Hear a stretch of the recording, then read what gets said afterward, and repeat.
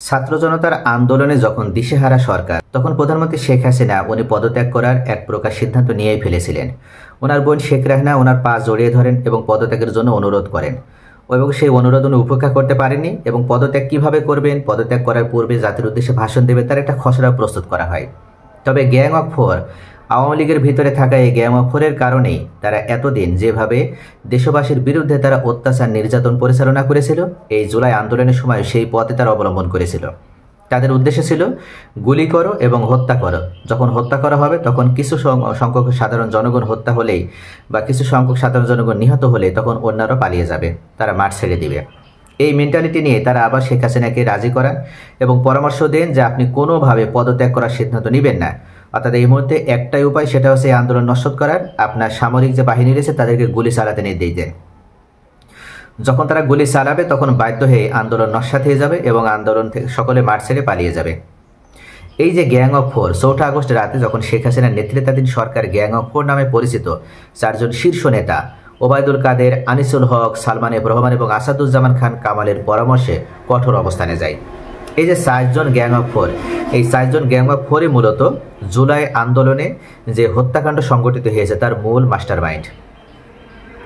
সম্প্রতি যে নথি প্রকাশ হয়েছে, অর্থাৎ জুলাই যে গণহত্যায়, সেই গণহত্যার যে নথি বা প্রতিবেদন প্রকাশ করা হয়েছে, সেই প্রতিবেদনে এই বিষয়টি উঠে এসেছে যে তারা শেখ হাসিনাকে ক্ষমতা ছাড়তে নিরুৎসাহিত করেন এবং সেনা পুলিশের সমন্বয়ে আন্দোলন দমনের পরিকল্পনা নেন। নথিতে উল্লেখ করা হয়েছে যে যখন জুলাই আন্দোলনে তুঙ্গে রয়েছে তখন 4 আগস্ট গণভবনে প্রধানমন্ত্রী শেখ হাসিনার সঙ্গে উচ্চ পর্যায়ের গোপন বৈঠক হয়। সেখানে শেখ হাসিনা আন্দোলনকারীদের দমন করতে গুলি চালানোর নির্দেশ দিতে চান। তবে উপস্থিত সামরিক কর্মকর্তারা পরিস্থিতির ভয়াবহতা বুঝিয়ে শেখ হাসিনাকে ক্ষমতা ছাড়ার পরামর্শ দেন। এতে ক্ষুব্ধ হয়ে শেখ হাসিনা বলেন, আমাকে গুলি করে মেরে ফেলো, গণভবনে প্রয়োজনে কবর দিয়ে দাও। অথচ 4 আগস্টে দুপুর থেকে 5 আগস্ট পর্যন্ত গণভবনে চলা নানা বৈঠকে শেখ হাসিনা আন্দোলন দমন করতে সর্বোচ্চ পদক্ষেপ নিতেও বলেন। নদীতে বলা হয়, সেনাবাহিনী প্রধান সহ আইন শৃঙ্খলা বাহিনীর কর্মকর্তাদের সঙ্গে বৈঠকে শেখ হাসিনা বলেন, যা হওয়ার হবে, আমি ক্ষমতা ছাড়ব না। ওই বৈঠকে শেখ হাসিনা শক্ত হয়ে বিক্ষোভ দমনের নির্দেশ দিলে উপস্থিত অবসরপ্রাপ্ত মেজর জেনারেল তারেক সিদ্দিকী এতে সমর্থন জানায়।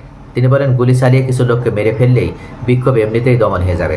এছাড়া তারেক সিদ্দিকী বিমান বাহিনীকে হেলিকপ্টার থেকে গুলি চালানোর কথা বলায় বৈঠকে উপস্থিত এক সামরিক কর্মকর্তা ভীষণ রেগে যান। তিনি প্রধানমন্ত্রীকে উদ্দেশ্য করে বলেন, এই লোকটি আপনাকে ডুবিয়েছে এবং আরও ডুবাবে। ঠিক এই সময় একজন অপরিচিত ব্যক্তি যখন গণভবনে প্রবেশ করে, সে সময় সভা শেষ করে দেওয়া হয়।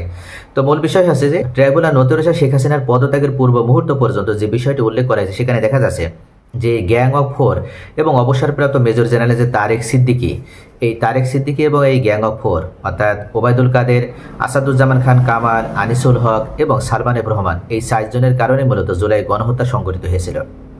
হয়তো আগে শেখ হাসিনা পদত্যাগ করতেন এবং ছাত্রদের সাথে একটা সমঝোতায় আসতেন, তবে সেটা হয়নি এই 4 জন নেতার কারণে এবং গ্যাং অফ ফোরের কারণে। তবে গ্যাং অফ ফোরও কিন্তু আজকে ভালো নেই। আনিসুল হক এবং সালমান এফ রহমান ইতিমধ্যেই তারা ধরা পড়েছে। তবে ওবায়দুল কাদের এবং আসাদুজ্জামান খান কামাল পলাতক থাকলেও তাদেরও একই পরিণতি হবে, অর্থাৎ তাদেরকেও আইনের মাধ্যমে শাস্তির আওতায় আসতে হবে। তারা পৃথিবীর যে প্রান্তে অবস্থান নিক, তারা কখনো আর সুস্থভাবে রাজনীতিতে ফিরতে পারবে না এবং এটাই তাদের জন্য চরম শাস্তি। তো প্রিয় ভিউয়ার্স, আপনাদের মূল্যবান মতামত কমেন্টে জানাবেন। Thanks for watching.